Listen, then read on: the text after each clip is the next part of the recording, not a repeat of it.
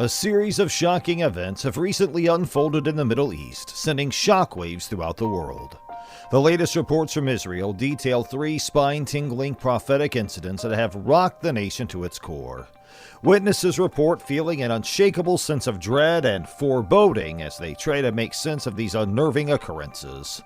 What do these prophetic events mean, and how will they impact the future of Israel and the world as we know it? The answers are all mysterious as they are terrifying. As we delve deeper into this unfolding story, we must brace ourselves for the dark truths that may be uncovered. Are you ready to confront the unknown and face the chilling realities of what lies ahead? Conflicts in or around Israel are widely interpreted as portents of the end times. The danger with this is that at some point in the future, we may become so worn out by the struggle in Israel that we will be unable to acknowledge genuine, prophetically significant events when they take place.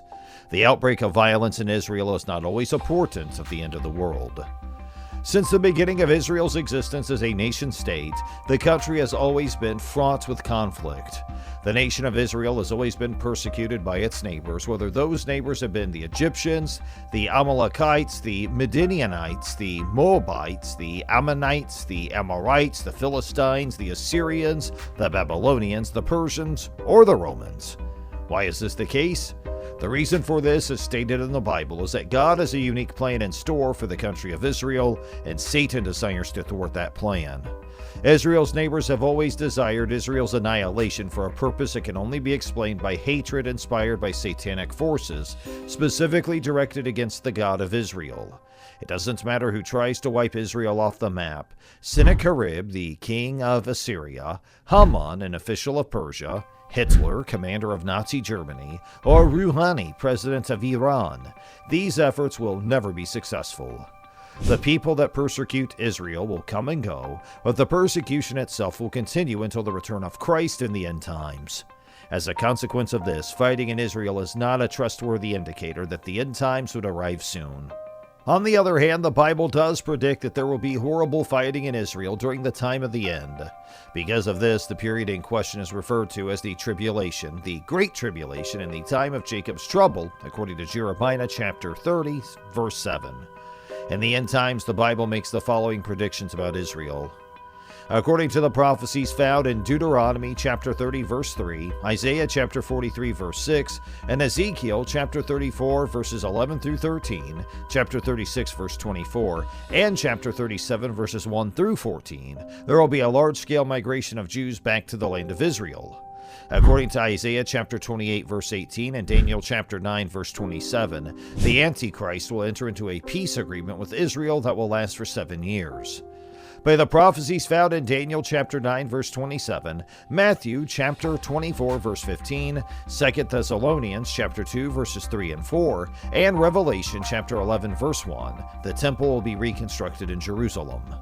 The Antichrist will violate the terms of his bond with Israel, which will lead to the widespread oppression of Jewish people all across the world.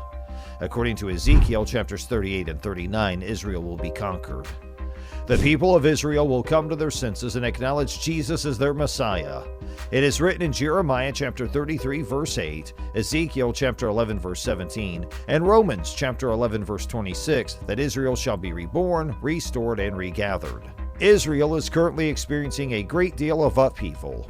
Israel is being persecuted and is surrounded by a variety of adversaries, including Syria, Lebanon, Jordan, Saudi Arabia, Iran, Hamas, Islamic Jihad, and Hezbollah.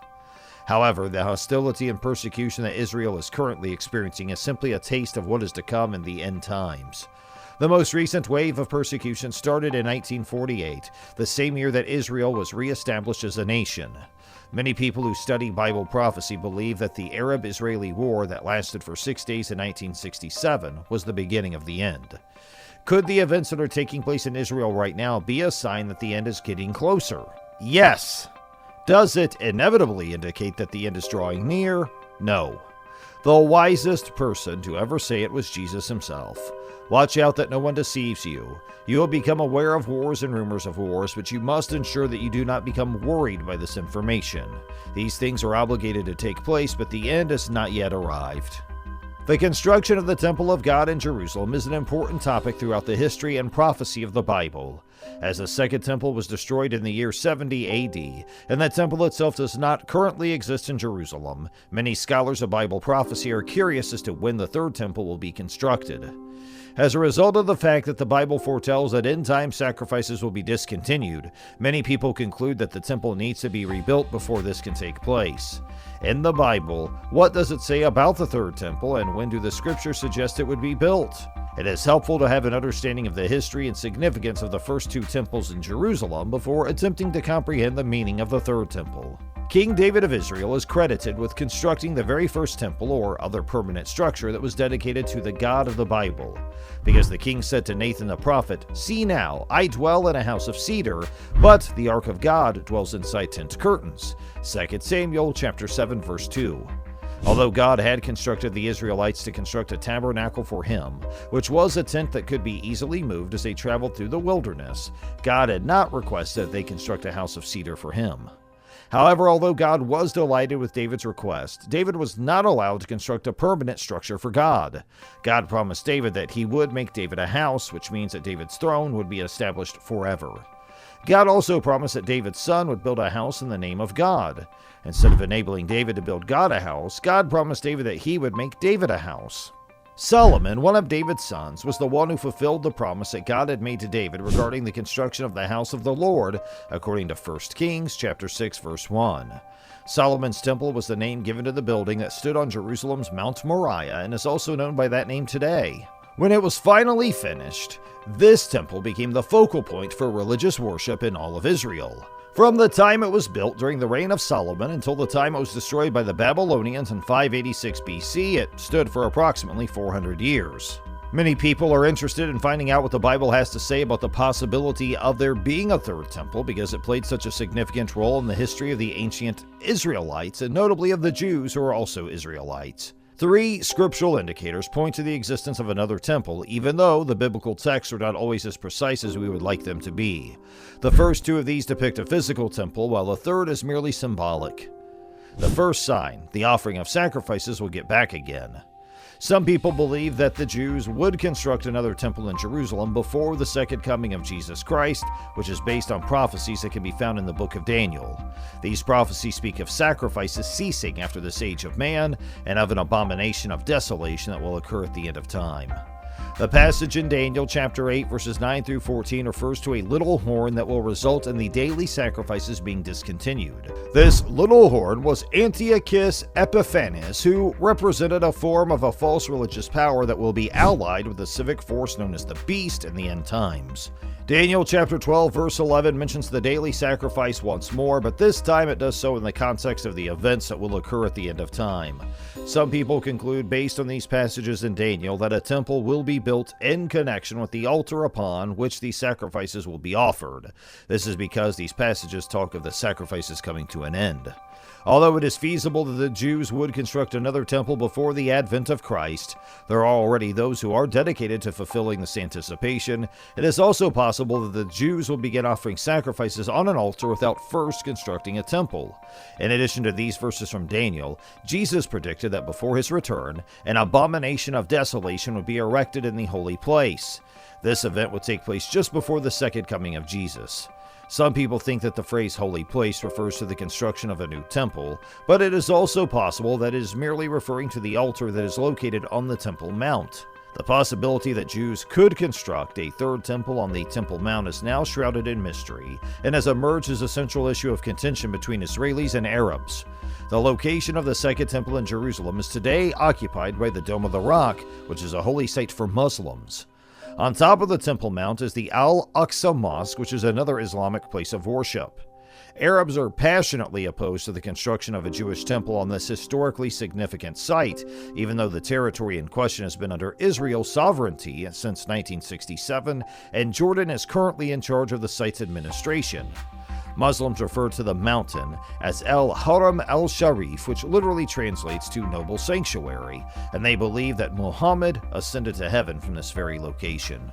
The Jews may build another temple before the return of Christ. There are already people dedicated to fulfilling this expectation, but it's also possible that the Jews will begin offering sacrifices on an altar before the construction of a temple, as was done before the construction of a second temple.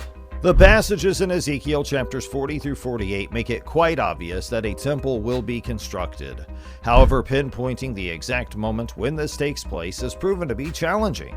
When Christ sacrificed himself once and for all, why are animal sacrifices to be made once again? If this passage is referring to the millennium, which is the 1,000-year reign of Christ after he returns to earth. Some people believe that these chapters in Ezekiel refer to the temple that Solomon built. Others, however, have claimed that Ezekiel's vision of the temple is directly from God for the building of the second temple or Herod's restoration of it. This is because Ezekiel's vision of the temple occurred after the destruction of the temple that Solomon had built. These chapters, according to a different interpretation, are allegorically interpreted to symbolize the church.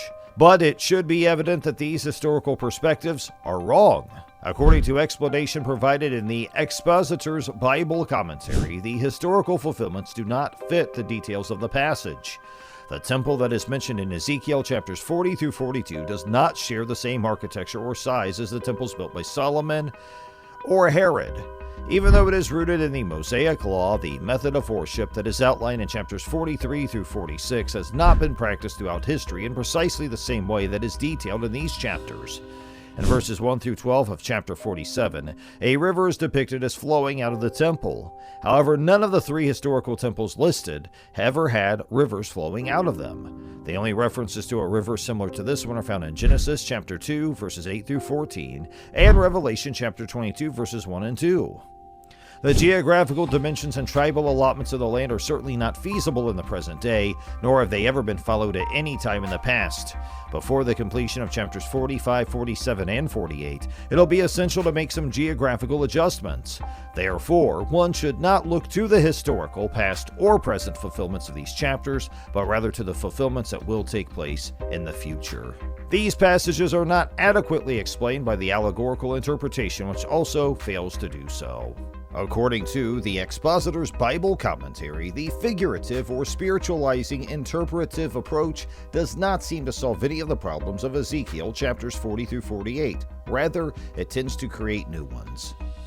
The interpretive guide in the vision warns Ezekiel that he is to write down all of the minute details concerning the plan for the temple and its regulations so that these details might be considered carefully and followed in every aspect. That's in chapter 40, verse 4, chapter 43, verses 10 and 11, chapter 44, verse 5, also in Exodus, chapter 25, verse 9, and 1 Chronicles, chapter 28, verse 19. To interpret these chapters in any manner other than a normal, literal approach would appear to contradict the interpretative guide in the vision. As a result, taking a figurative approach is not an appropriate way to address the concerns raised in Ezekiel, chapters 40 through 48. According to Ezekiel chapter 37, verse 22, the most plausible explanation is that these chapters of Ezekiel are describing a temple that will be constructed during the millennium for the country of Israel, which will no longer be subdivided into two kingdoms.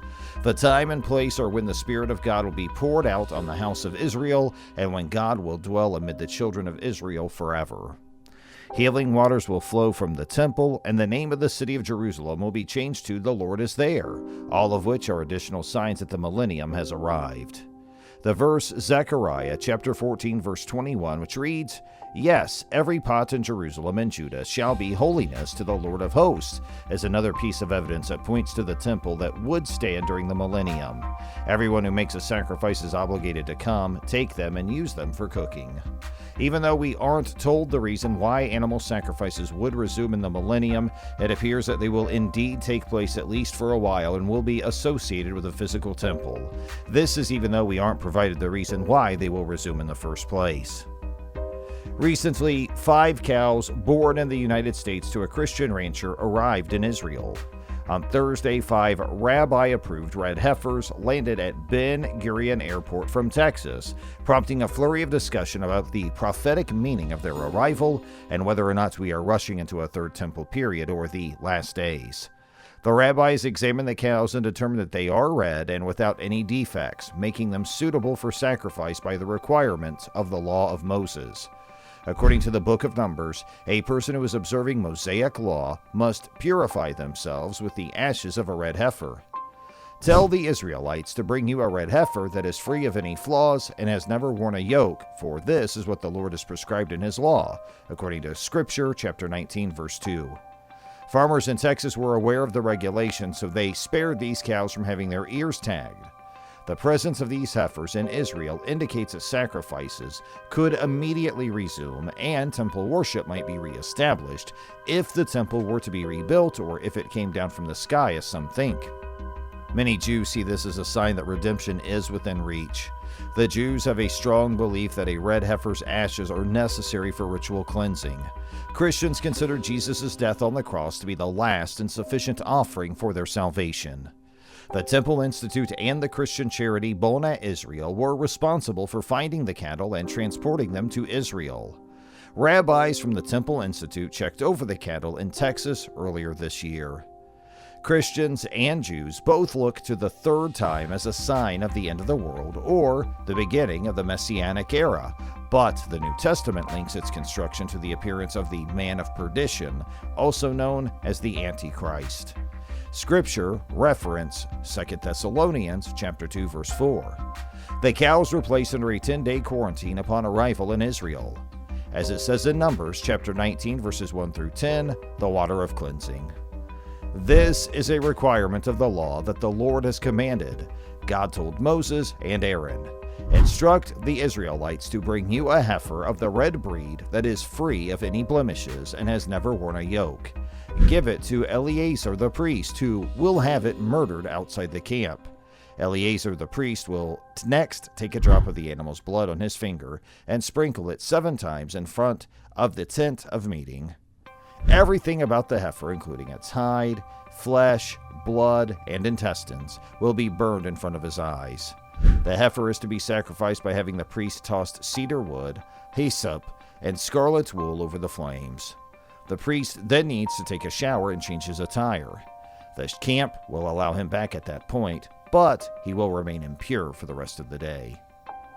Even the person who burns it will be considered unclean until nightfall, unless he washes his clothes and bathes in water. The heifer's ashes must be collected by a ceremonially pure man and placed outside the camp. The Israelites are commanded to hoard these items for use in the sacrificial rituals and ritual baths that are used to atone for sin. Even after washing his garments, the man who collects the heifer's ashes remains unclean until dusk. They say that a person's character can be judged by the company he or she keeps. That's all for the video today, but we'll be right back with more soon. So please don't forget to give this video a thumbs up and subscribe to our channel.